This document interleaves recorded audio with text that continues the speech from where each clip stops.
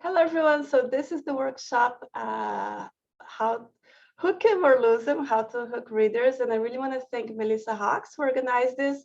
This is the difference between people who do things and who don't do things. Sometimes we get ideas and we get excited and then say, nah, never mind. And Melissa didn't let the nah, never mind win. She went ahead and did it. So this is really great. Right? Feel free to ask questions in the chat, and we're going to start. Just a moment. Hang on here. Wait. Okay, wait. I'm just give me a moment here because I have like a lot of many screens open, so I just have to here. Wait. I guess this is correct, right? Can you see the title? So this is my title for today. It's Hook 'em or Lose 'em. And some tips to hook readers. They're basically tips that I noticed as a reader, as a writer, and also from reading craft advice. And I hope it helps you.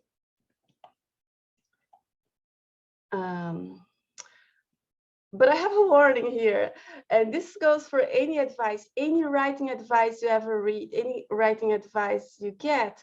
You have to ask yourself some questions. And first one is, do you agree with it? The other day I was looking at some advice and they were saying something. I was like, no, this is wrong. And does it suit your writing methods? Like some people say, you have to plot before, otherwise you're gonna get lost and the story is gonna be so confusing. And some people say, no, you have to write as you go, otherwise it's gonna be all too structured and boring. So at the end of the day, you have to choose what suits you, right? What's something that's good for you.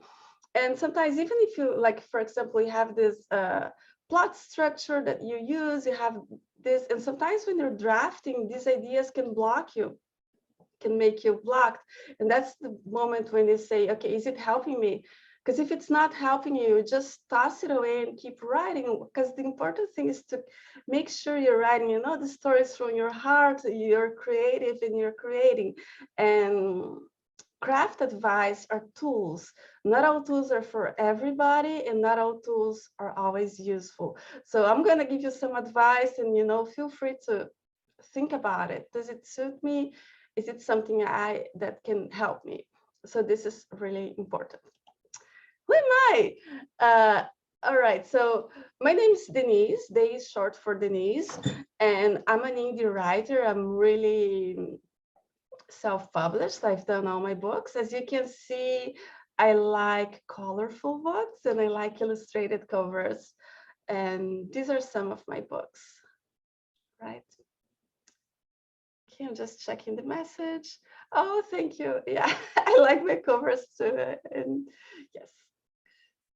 Oh, thank you so much. So yes. All right, so let's go into hooking, because I'm not hooking you. I'm saying don't pay attention to me. That's the opposite of hooking. Okay. Ooh, a formula. I don't believe in formulas, but this is something that I've noticed and that I think the three main components of a hooking book or story, what hooks you. And one is the curiosity, anticipation. So you're thinking about what's going to happen. The second one, emotional connection. You feel connected to the characters, you're thinking about the story. And the third one is the pleasant prose. The prose is nice.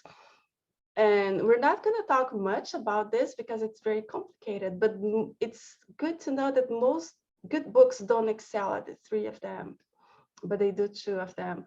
And sometimes you have a book and you know that it's not doing, what is happening here? Let me just see. Can you see my screen? Oh, anyways, I'm a little confused.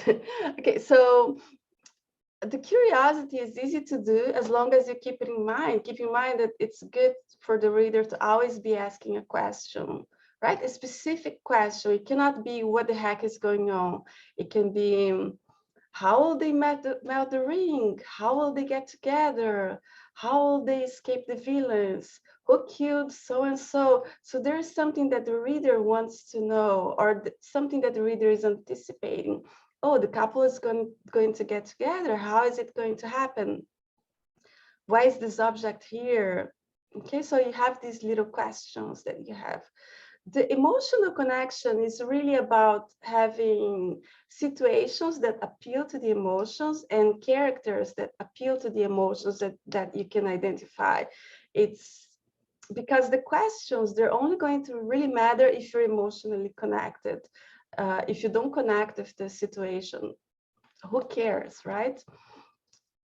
Okay, you can see the screen. You're seeing my presentation, right? Not my notes. I'm getting confused. Okay.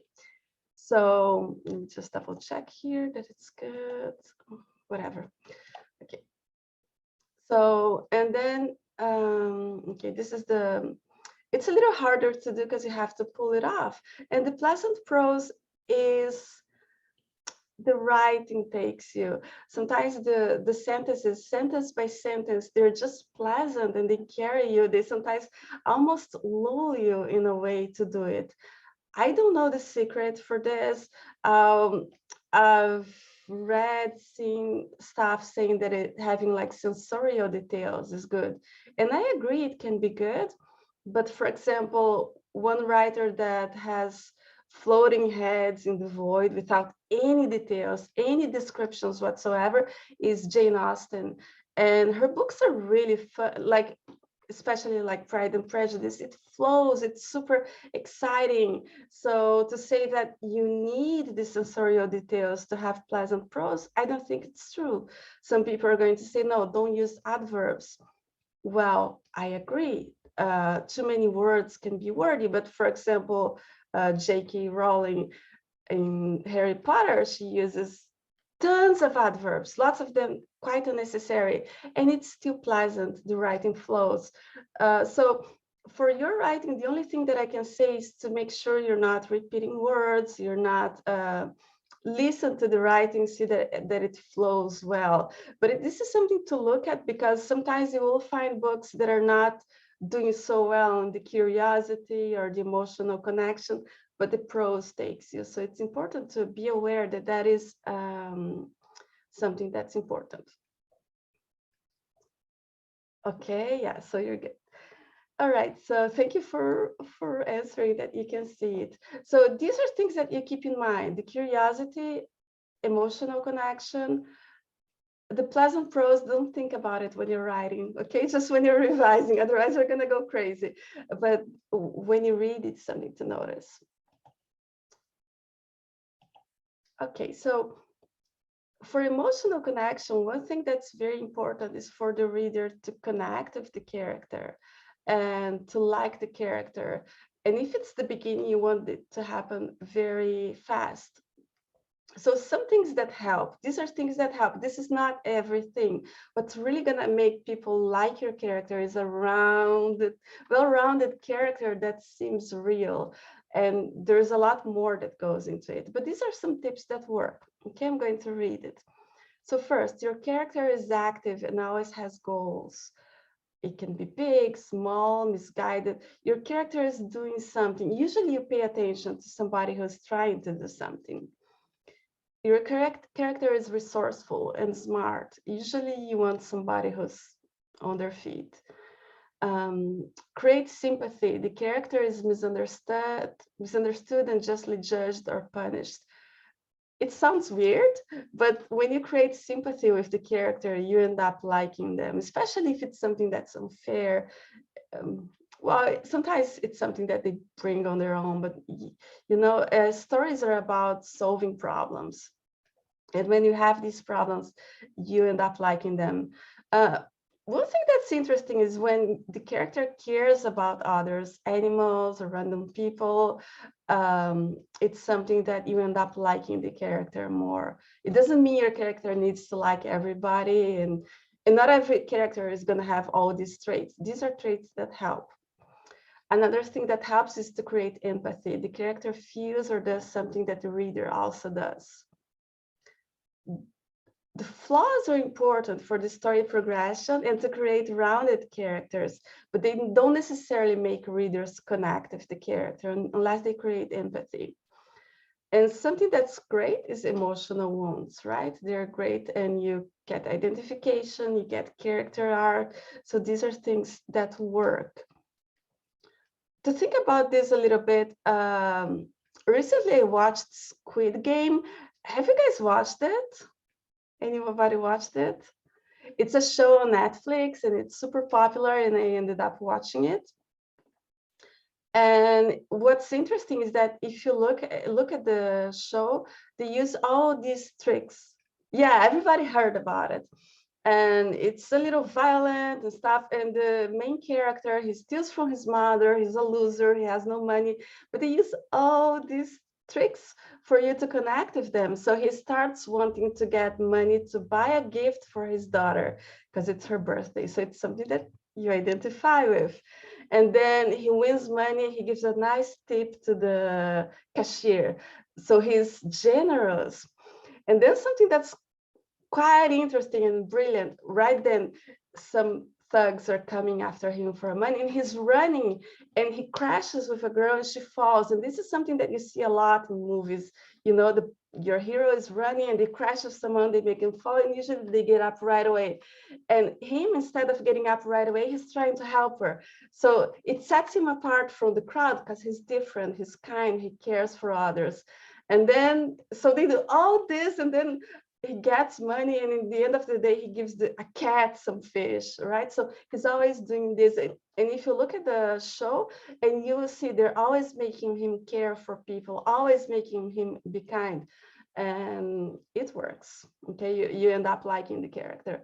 And you will see these tricks in movies, in books, and this is not everything. You need more for a character, but having a little bit of that especially in the beginning, it can be helpful to get you going, to get the reader to, jump on board with your character. So speaking of beginning, the beginning of your novel is a part that's very critical, because the fact that somebody bought your book doesn't mean they already like it. Usually they're a little skeptical about it, right? Or if you want to be published, then you send it to agents or to publishers. They want your book to be great, but they're expecting it to be crap. So, they're reading like this. If you self-publish, people are going to go on Kindle and download a sample before they decide if they want to buy it. So the first page is something to be very careful about. And sometimes some people say, okay, send me your first 250 words. And they're like, no, it doesn't have anything of my book. And this is a bad sign. If somebody asks you to send the first 50 words, you need to be confident. Yes, sure. The first 100 words, you need to be confident. You need to draw the reader in from the beginning. I mean, some books don't do that, but you want to be on the safe side and you want to do that. Okay, so no pressure, right? You need to draw them from the beginning, but it's not that complicated.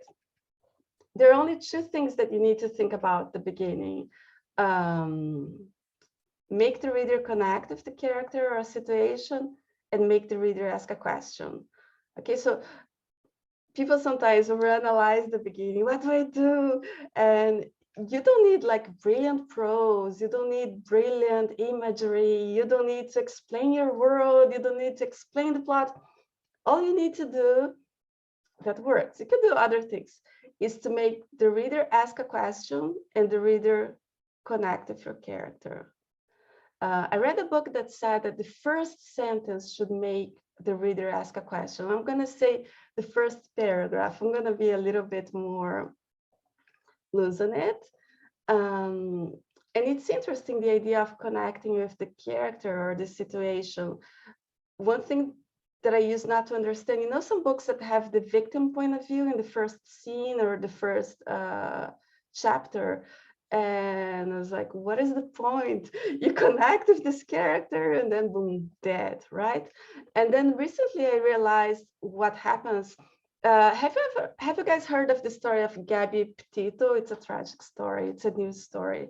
So she was a blogger, yeah, an Instagrammer, and she disappeared, and then she was dead, and all the media was thinking about it, and that's kind of like the victim point of view, because what happens, people saw her videos, people saw her photos, so now they feel emotionally connected to her, right? So that's why they're going to be interested in it. And even after they found her body, it's very sad, people were still invested. Why they're invested? Because they had this emotional connection to her through her videos, through her images, to her photos, you know, there's this. So in her case had also the curiosity, because in the beginning people were thinking what happened. So that's why it got so big, because you had the emotional connection and the curiosity. But I still don't advise starting your book with a victim point of view, unless your genre really does it, like some fantasy does it. Okay, but back to stories. So if you think about these two things, it's much easier for you to think about how to start. And it's a good principle. For example, some people say, oh, don't start with a prologue. Why not? If you do this, connect with a character and make the reader ask a question, you can use a prologue. Okay, so this is something that works. So again, a little bit more in the beginnings, because the beginning is a tricky situation. So beginners shouldn't start, I'm reading, with the day-to-day life of the character. Even in the ordinary world, it's usually something special. Giving your character a goal, even if it's misguided or short-sighted, can help a lot, or else have him dreading or expecting something. So the ordinary world, if you use the hero's journey, I don't like it very much, but if you use it, it says that the hero starts in the ordinary world. And I was reading a book the other day, a craft book, saying that, for example, with Harry Potter, you see Harry with the Dursleys. But it's not the ordinary world. Does anybody remember what happens to Harry Potter in the very beginning, if you read the book, in the very beginning of the first book? Does anybody remember it? Okay, so it's his birthday and he's going to the zoo, which is yes, it's Dudley's birthday and he's going. Harry is going to the zoo, which is something unusual because he never goes to the zoo. Yes, Cat. And the snake talks. I mean, I don't know about you guys, but I mean, going to the zoo was not a ordinary word for me, and snakes don't usually talk. So it's not ordinary at all. There is something unusual happening there, right? So it doesn't need to be. And sometimes you can say with the goal, you can say, okay, but my character is a character that starts very passive, very I don't know, sometimes they're like a doormat and they're only gonna wake up later in the book. You can still give them like a misguided goal. Let's say, for example, you wanna write a book about, it's this housewife who does everything for her husband and her husband is an asshole. And and she's this doormat. But instead of having her at home, you know, like waiting for him, let's say it's his birthday and she's trying to get his special cake and she's running to get to the place before it closes. So you're following her. Oh, you're hoping she gets it, right? And then she gets home with his special cake and he just passes by and leaves. Now you're brokenhearted with her. Now you're with her because you gave her a goal, even if it's misguided. So you can have little goals that are just going to have you get you going with the character. There's a craft book, I forgot, that says you should give your character a false goal and then a true goal. I don't think you need to give a false goal, but the thing is, let's say your character is only going to understand their goal halfway through or in the third, in the end. What do you do with your character meanwhile, right? Do you have them meandering aimlessly? No, you give them a goal, like a stupid goal that's not going to make sense, because when somebody's trying to do something, you follow them. That's the reason, for example, you watch sports, because they're trying to do something, and it really helps.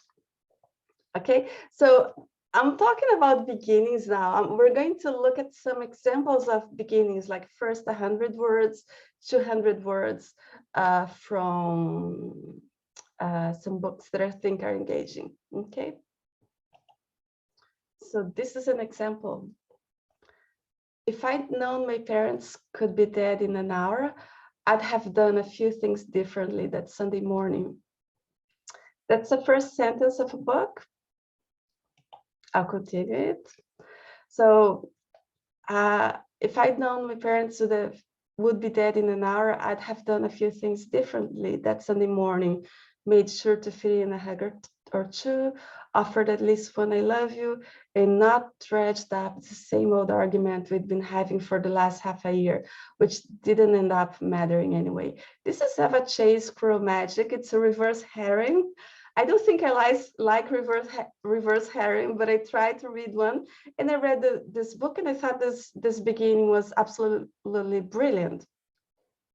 Okay, so what is it doing? Does it make you ask a question? Can anybody think about what question it makes you ask?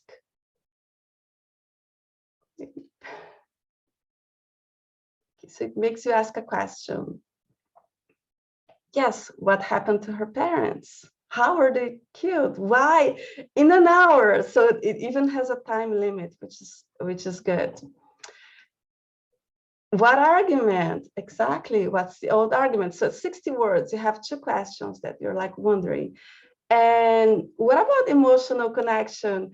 I think this is great, because I think I have, and I think most people have had this experience of not saying things that they wish they had said. So you can say, wow, I wish, you can feel this emotional connection with this character. And in 60 words, you're hooked in. It's true that this part doesn't give context, doesn't give settings, sensorial details, but it's gonna come up. And I think it does the question and the emotional connection really well with the idea of this regret of what she should have said, which is something that I think we do as well. And again, that's 60 words, right? So if you're saying, I cannot do a good beginning, one page, yes, you can. Well, I mean, not you, she can, I can't. But this is a good example. Okay, we're going to another example. On a drowsy Sunday afternoon, a man in a long dark coat hesitated in front of a house on a tree-lined street. He hadn't parked a car, nor had he come by taxi. No neighbor had seen him strolling along the sidewalk. He simply appeared, as if stepping between one shadow and the next. So this is Holy Black, the Cruel Prince. And this is one where you get the question, right? So you have lots of questions. Who is this man? Why did he appear by magic? But you don't have the emotional connection yet. This beginning is very close to the what the heck is going on, which is dangerous, but it's very short. After this paragraph, it goes in the house, if you read the book, and you see Jude and her sister, and it's this situation, and you know that there's this man outside, and this regular Sunday, I guess Sunday is when parents are killed. Spoiler. But anyways, so you will get the emotional connection with her because she has this situation in the house, and then she sees what happens when this man comes in, and there is this emotional connection that happens. But as far as first paragraph goes, what this one is doing is the curiosity, and there is also certain musicality in the words, right? If you think about it, remember I was talking about the pleasant prose. This one, there's something about it, like a fairy tale-ish thing that can be engaging. Of course, if you go on like this too much without the emotional connection, it's gonna get boring, but I think this is good. Do you like this beginning?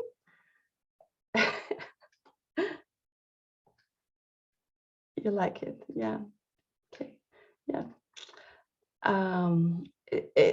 It's a very it's an interesting book. Anyways, I'll go to the next example. Summer storms were common in the capital, and Vala Jarl had endured their visits in the 7 years since she had moved from the east.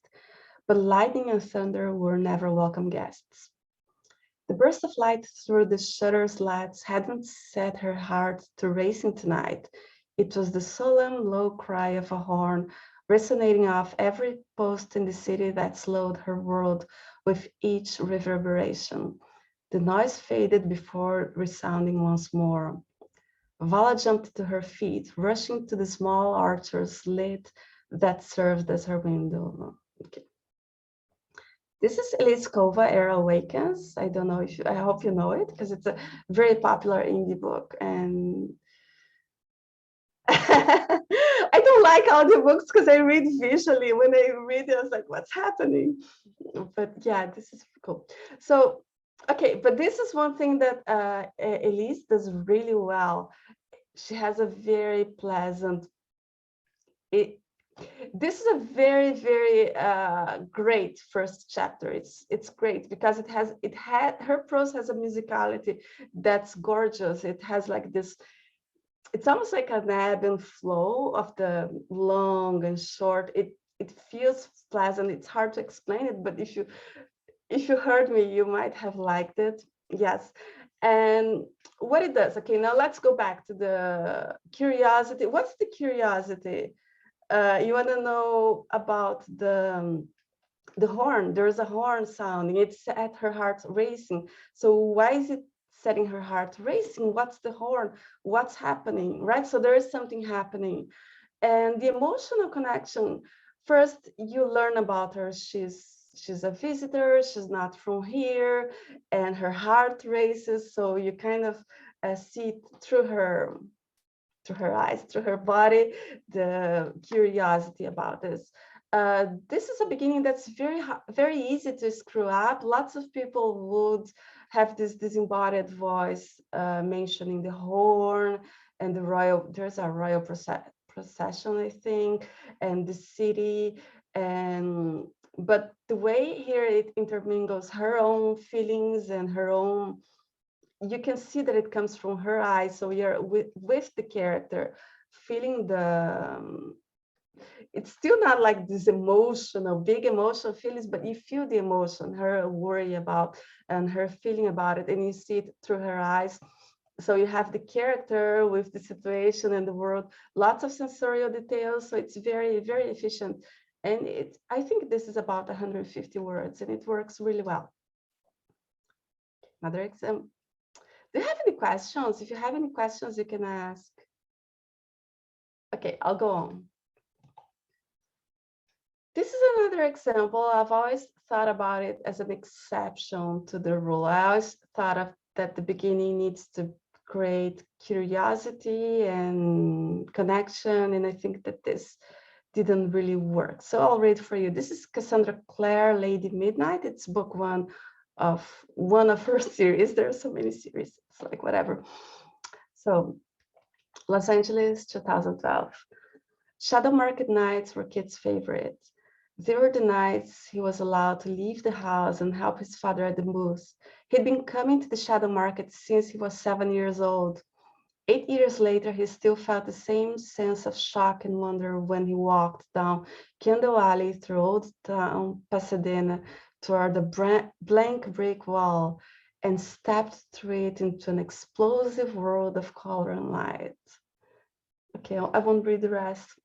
So the reason I always thought that this was an exception was that because this first chapter is basically describing the shadow market, right? So where's the question? Where's the curiosity? Where are the stakes? But realizing it, once I stopped to look at it for this workshop, and I realized that there are things going on here. First of all, shadow market nights were Kit's favorite. There's a question there. What are Yes, what is the shadow market? Exactly. You see, it starts with a question, and then why were they favorites? And actually, before this book, we hadn't seen the shadow markets in her books yet. So you would be wondering what shadow markets are. And this whole chapter, he looks at everything with wonder and awe. So I think the emotional connection with him is this sense of wonder, is this sense of awe. And I was thinking, well, he goes there, he's been going there since he was a kid. He wouldn't be that, yes, more questions. How does he know about it? I was thinking, well, he wouldn't be feeling this sense of wonder, but actually it's nice because it makes you connect. And there's a part of his personality. It conveys a part of his personality, yes. And another emotional connection, I think, is that he's been coming with his father since he was 7 years old. And I think it's gonna hit some part in us, you know, those special places that you went when you were a child that you think are magical and special. I think everybody has one of that.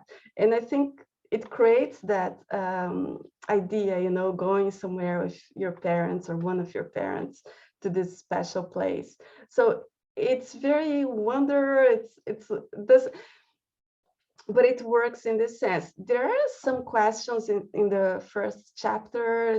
There are some murders mentioned, and he's active, he's exchanging money for his father, and in the end, he says he's his father's big secret. So there are big questions, but overall, it's a very smooth, slow chapter.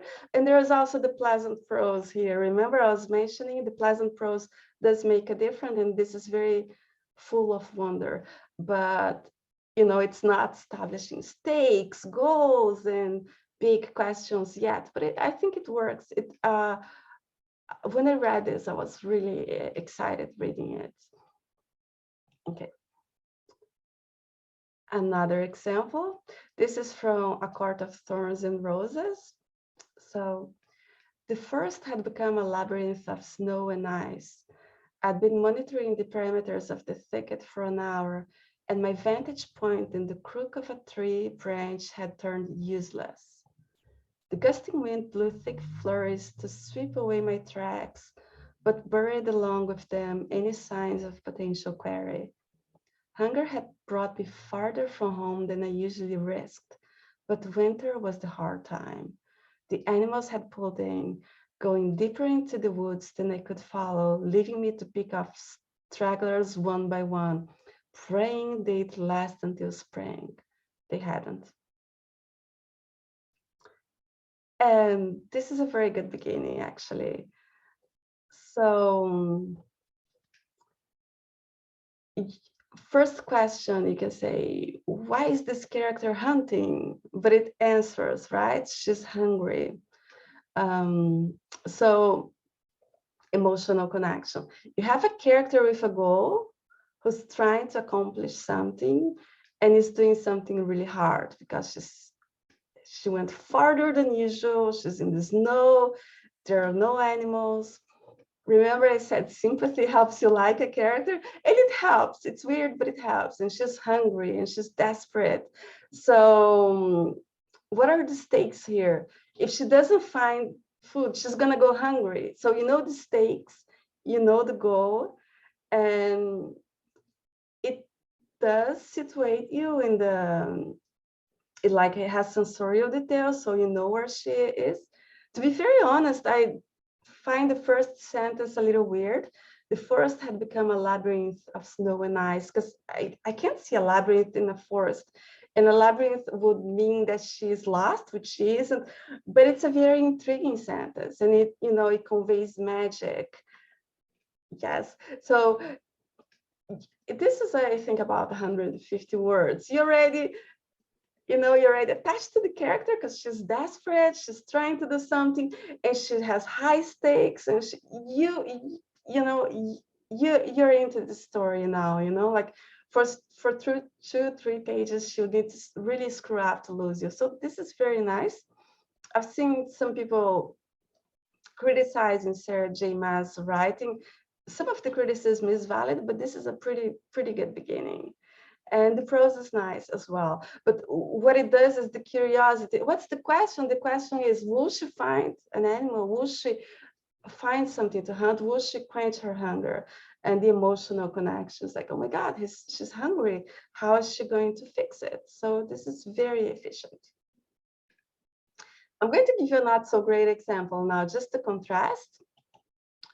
This is from Laurie Forest, the Black Witch. I love the book. I really love it. I read the series and the novellas, and it's become it's among my favorite. But I confess that I had some trouble getting into it. I read it, I put it aside, and I think one day I didn't have anything to read, and I finally grabbed it.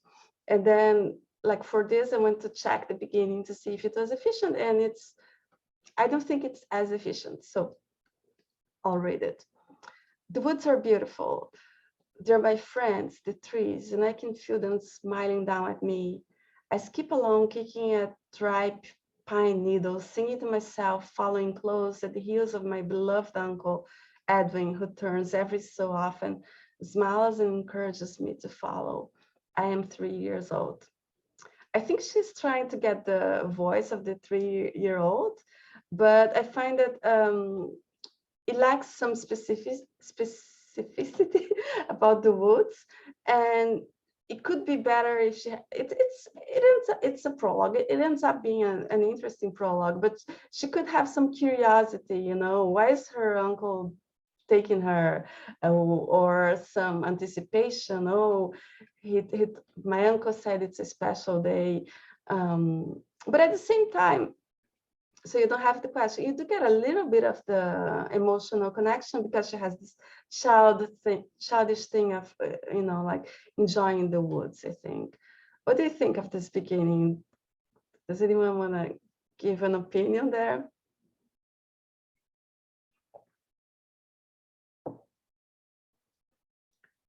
Okay.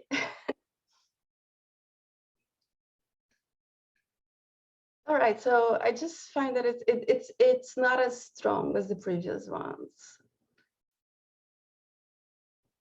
Okay, I agree. It seems like she's trying to do a 3-year-old's voice, but it's a bit clunky. It's interesting. I like the first 2 lines actually, but overall it feels a little choppy to me. I identify with the love of the woods and wonder they're going. Yeah, so there is a little bit of identification. I'm not super into it, but I don't care for first person present very much to start with. Haha. I hate first person present. I feel like it's like me Tarzan, you Jane. But once it grabs me, I forget it. Me Tarzan, you Jane. It's but yeah. But yeah, it's okay, I'll just read. This is from Stella. I don't know of the book, but I think a sentence that would have hooked me would be, I don't know why my uncle is taking me through the woods, but the trees' whispers make me laugh. Oh yeah, that would be beautiful. Or something like that. Exactly. If you look at this, you can imagine like 10 ways to make it better. So it could be better. But the book is wonderful, okay? The series is wonderful, and I don't want to bash the writer. It's just, it doesn't shine as much. I have another not so great example, and this is from me. Okay, so in my defense, it's very short. It's very short. It's like a 150-word prologue, and I wanted to do something like fairy tale, magic. It's from the Sphere of Infinity, which is a sci-fi novella, but it's very character based, and this beginning is not so much. So I'll read it for you. Time erases memory, facts become legend, and truths get lost in the tunnel of time. If humanity was given a second chance and went on to occupy 2 neighbor galaxies, it was thanks to 2 races who taught them interplanetary travel and showed them how to find Earth-like planets. Yeah, for the... Okay, so what is the problem here? Oh, it won't let me start. Okay, so I have to wrap up in 5 minutes. Okay, so, okay, I have to wrap up in 5 minutes. So this is it. So I'm gonna rush to the end. So bad examples, like when you have something that's like physical descriptions of something that doesn't have the character there, or a character that's not doing something with a goal. Okay, any situation where the reader doesn't, or any situation where the reader doesn't know who's doing what or why they're doing something, and you know, like a mysterious figure walks through the city. You know, you want something to do that. The reader should always be asking questions. This is something that plot structure doesn't let you know. So it doesn't need to be about the past, who murdered this. It can be about the future. Will they find it in time? And the mystery needs to matter to the characters, to matter to the reader. What the heck is going on cannot be is not a valid question. Always, especially the first one, don't end the first scene without a question. It has to have a question hanging. Maybe the couple met, will they meet again? Or there's always a question. For the end of chapters, you always need a strong ending, something that kind of leaves hanging. I won't have time to go through that, but it kind of leaves hanging. Set expectations, delay gratification. So always make sure the reader is expecting something to happen. So you can set some surprises, but you want this expectation to happen. For example, the cruel prince, she's waiting for the coronation. In the very first beginning, they say, oh, she has a competition. Okay, people like Friday, they don't like Sunday. It's because they're looking forward, right? Something you see a lot, you watch a movie and there's this big piece of evidence that they find and they have to analyze it because it's expectations. Ticking clocks, deadlines are great, you know, like if it fits your story, you know. But at the same time, remember that it's humanity. Stories are about emotions. The reader wants to feel things with your characters. So remember to make sure that there is emotions driving these things, emotions driving these questions, and that. Don't rush, like making lots of things happening fast. It's a mistake that I do. It's not going to make your book more engaging. What needs to be engaging is this connection, emotional connection and curiosity, and the intensity needs to vary. Okay, so your priority is always to get the reader to connect with your character. It's emotional. Reading is emotional. It needs to be an emotional experience.